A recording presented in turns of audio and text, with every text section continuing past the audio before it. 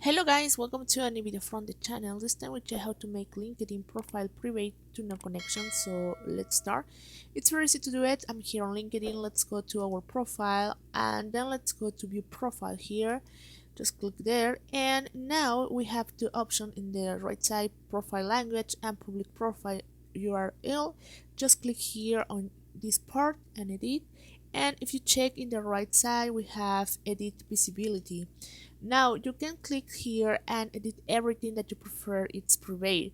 So here, for example, profile photo, you can select only your network, and headline don't show, current experience don't show, details or something like that. You can hide everything. When you do it, well, now your profile it's more private. As you can see, if you prefer to keep it private, you can select this one. Okay, depending on what is you're looking for. So that is how you can do it. As you can see, it's very easy. If you prefer to activate something, you can do it without any problem. So in that way you can start using if it private or public your LinkedIn profile. Well guys, I hope this works for you. Thank you for watching this video. Remember to subscribe and give thumb up to this video.